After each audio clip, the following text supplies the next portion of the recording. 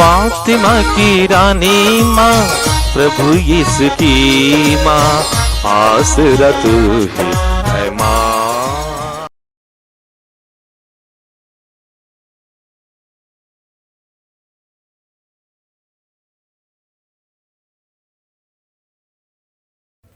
पहला पाठ प्रेरित चरित अध्याय 14 पद संख्याएं 19 से 28 तक। कुछ यहूदियों ने अंताकिया तथा इकोनिया से आकर लोगों को अपने पक्ष में मिला लिया। वे पौलुस को पत्थरों से मारकर और मरा समझकर नगर के बाहर घसीट ले गए, किंतु जब शिष्य पौलुस के चारों ओर एकत्र हो गए तब वह उठ खड़ा हुआ और नगर लौट आया। दूसरे दिन वह बरनबास के साथ देरबे चल दिया। उन्होंने उस नगर में सुसमाचार का प्रचार किया और बहुत से शिष्य बना लिए। इसके बाद वे लिस्त्रा और इकोनिया होकर अंताकिया लौटे। वे शिष्यों को ढाढ़स देते थे और यह कहते हुए विश्वास में दृढ़ रहने के लिए प्रोत्साहित करते थे कि बहुत से कष्ट सहकर हमें ईश्वर के राज्य में प्रवेश करना है। उन्होंने हर एक कलीसिया में पुरोहितों को नियुक्त किया और प्रार्थना तथा उपवास करने के बाद उन लोगों को प्रभु के हाथों सौंप दिया जिसमें वे लोग विश्वास कर चुके थे। वे पिसिदिया पार कर पाम्फिलिया पहुंचे और पेरजे में सुसमाचार का प्रचार करने के बाद अंतालिया आए। वहां से वे नाव पर चढ़कर अंताकिया चल दिए, जहां से वे चले गए थे और जहां लोगों ने उस कार्य के लिए जिसे उन्होंने अब पूरा किया था ईश्वर की कृपा मांगी थी। वहां पहुंचकर और कलीसिया के सभा बुलाकर वे बताने लगे कि ईश्वर ने उनके द्वारा क्या क्या किया और कैसे गैर यहूदियों के लिए विश्वास का द्वार खोल दिया। वे बहुत समय तक वहां शिष्यों के साथ रहे। यह प्रभु की वाणी है। ईश्वर को धन्यवाद। भजन अनुवाक्य। हे प्रभु, तेरे भक्त तेरे राज्य की महिमा का बखान करे। हे प्रभु, तेरे भक्त तेरे राज्य की महिमा का बखान करे। हे प्रभु, तेरी सारी सृष्टि तेरा धन्यवाद करे। तेरे भक्त तुझे धन्य कहे। वे तेरे राज्य की महिमा गाएं और तेरे सामर्थ्य का बखान करे। अनुवाक्य। हे प्रभु, तेरे भक्त तेरे राज्य की महिमा का बखान करे। हे प्रभु, तेरे भक्त तेरे राज्य की महिमा का बखान करे, जिससे सभी मनुष्य तेरे महान कार्य और तेरे राज्य की अपार महिमा जान जाएं। तेरे राज्य का कभी अंत नहीं होगा। तेरा शासन पीढ़ी दर पीढ़ी बना रहेगा। अनुवाक्य। हे प्रभु, तेरे भक्त तेरे राज्य की महिमा का बखान करे। हे प्रभु, तेरे भक्त तेरे राज्य की महिमा का बखान करे। मेरा कंठ प्रभु की स्तुति करता रहे।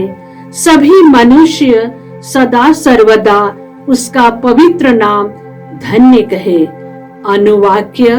हे प्रभु, तेरे भक्त तेरे राज्य की महिमा का बखान करे। हे प्रभु, तेरे भक्त तेरे राज्य की महिमा का बखान करे। जय घोष, आलेलुया।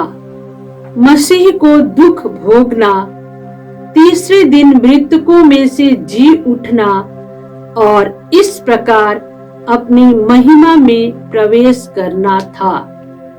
आलेलुया।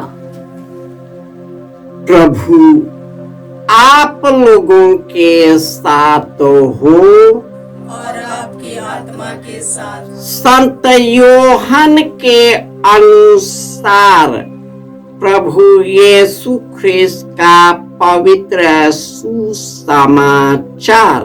हे प्रभु तेरी महिमा हो।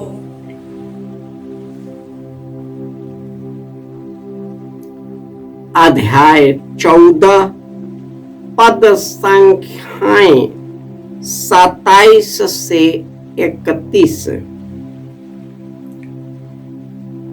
यीशु ने अपने शिष्यों से यह कहा, मैं तुम्हारे लिए शांति छोड़ जाता हूँ, अपनी शांति तुम्हें प्रदान करता हूँ।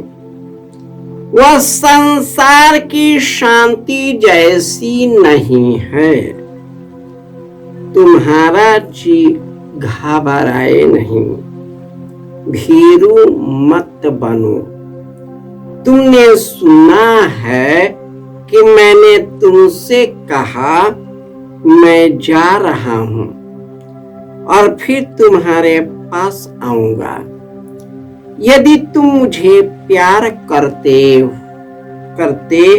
तो आनंदित होते कि मैं पिता के पास जा रहा हूं, क्योंकि पिता मुझसे महान है। इस प्रकार मैंने पहले ही तुम लोगों को बतला दिया, जिससे ऐसा हो जाने पर तुम विश्वास करो। अब मैं तुम लोगों से अधिक बातें नहीं करूंगा, क्योंकि संसार का नायक आ रहा है।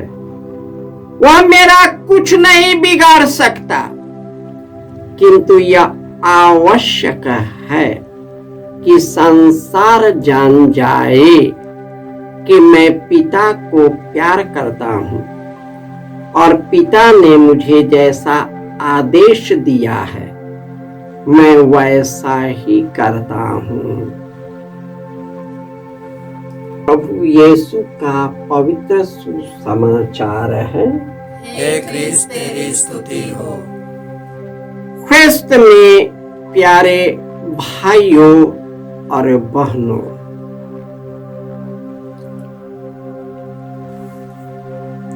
प्रभु यीशु ने अपने शिष्यों से अपनी मृत्यु की भविष्यवाणी की थी कि मानव पुत्र को बहुत दुख उठाना होगा, शास्त्री और फरीसियों के द्वारा मार दिया जाना होगा और तीसरे दिन जी उठना होगा। इस प्रकार यीशु अपने शिष्यों को ढाढ़स बंधाते हुए कहते हैं, मैं तुम्हारे लिए शांति छोड़ जाता हूं और अपनी शांति तुम्हें प्रदान करता हूं। यह शांति संसार के जैसे नहीं। तेरा जी घबराए नहीं, भीरू मत बनो। मैं अपने पिता के पास जा रहा हूं। तुम यह जानकर आनंदित होगे कि मैं अपने पिता के पास जा रहा हूं, क्योंकि मेरा पिता मुझसे महान है। मैं उससे निवेदन करूंगा और वह तुम्हारे पास एक सहायक भेजेगा जो सदा तेरे साथ रहेगा। यीशु के शिष्य इसी वचन के तहत जो यीशु ने कहा था, पेंतेकोस के दिन पूरा हो गया। पौलुस, बरनाबस और अन्य शिष्यों को यहूदियों और अंताकिया जहां जहां गए उन पर अत्याचार हुआ। उन्हें पत्थरों से मारते हुए फाटक के बाहर फेंकवा दिया। लेकिन उसमें कौन सी आग थी? इसके बावजूद भी उन लोगों ने टस से मस नहीं किया। वे उठा, जैसे यीशु क्रूस लेकर गिरे थे,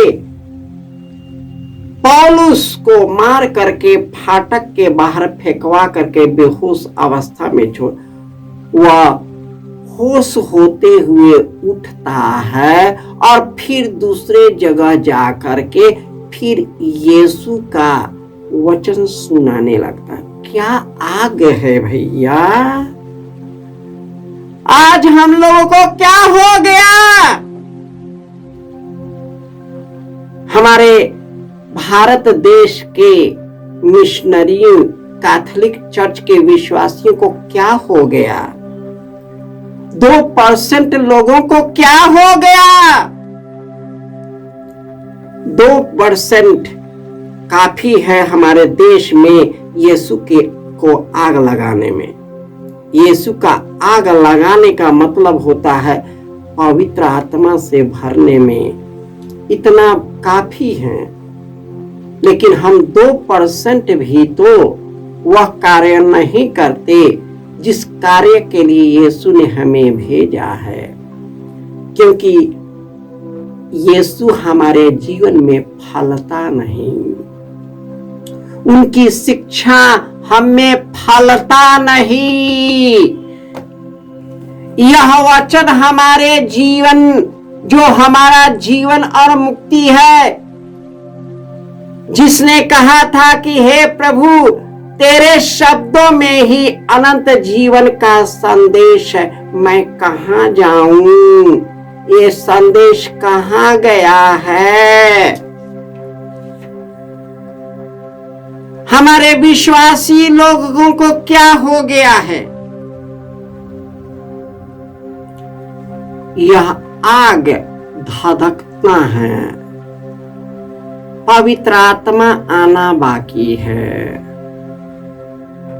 पवित्र आत्मा के बिना हम इस पर विश्वास नहीं कर सकते और इसके बिना हमारा जीवन आगे बढ़ नहीं सकता। यह केवल अक्षर मात्र नहीं है, यह पवित्र आत्मा का कार्य है। उस शहादत का खून पर आधारित है जिन्होंने अपने आप को यीशु में कुर्बान किया है। पौलुस और बरनाबास, उनके शिष्यों को क्या हुआ भैया?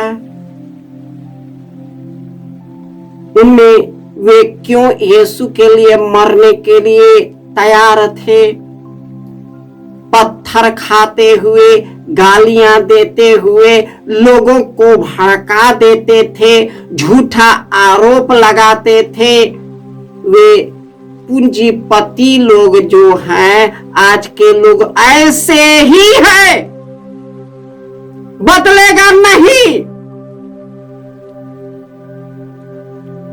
हम भी नहीं बदल सकते, केवल ईश्वर ही हमारे जीवन को और आपको और दुनिया को बदल सकता है। जब पवित्र आत्मा उतरता है तो वह नहीं देखता है कि 2% है कि आधा % है। हम लोग हमेशा एक ही शिकायत करते हैं, हम लोग अल्पसंख्यक है, अल्पसंख्यक है, अल्पसंख्यक है।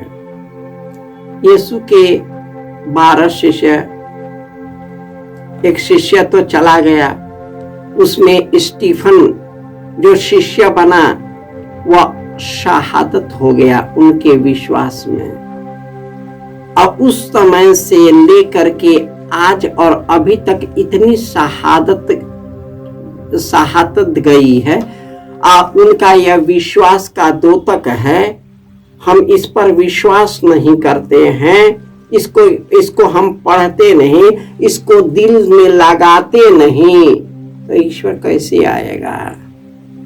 हम तो डरते ही रहेंगे और डरने से कोई काम नहीं होगा, कोई परिवर्तन नहीं होगा। हम डरेंगे, हमको डराएगा। इसीलिए यीशु बोलते हैं तेरा जी घबराए नहीं। ईश्वर में विश्वास करो और मुझ में भी विश्वास करो। यीशु हमको अपने पिता के साथ एक करने के लिए पुनर्जीवित होकर आया था, जिससे जहां मैं हूं तुम वहां हो सको। अनंत जीवन से भरने आया है। यह क्षणभंगुर चीजों के पीछे पड़ोगे तो एक दिन तो इसको तो आप छोड़िए दोगे, लेकिन इसके साथ साथ हम अपना जीवन भी गंवा देंगे। तब तक देर हो जाएगा। पछताने से क्या फायदा? चिड़िया ले गई खेत, तब पछताने से क्या मतलब? हमें अभी ही अपने को तैयार करना है। हमें पवित्र आत्मा का बपतिस्मा ग्रहण करना है। उसको ग्रहण करने के लिए यीशु की शिक्षा हम में अंदर प्रवेश करना है। यीशु का निवास स्थान बनना है और हमें ईश्वर की आज्ञा का पालन करना है। तब ईश्वर हम में निवास करेगा और वह खुद हम में फल उत्पन्न करेगा और वह फल हम सबों पर बना रहेगा। जय यीशु।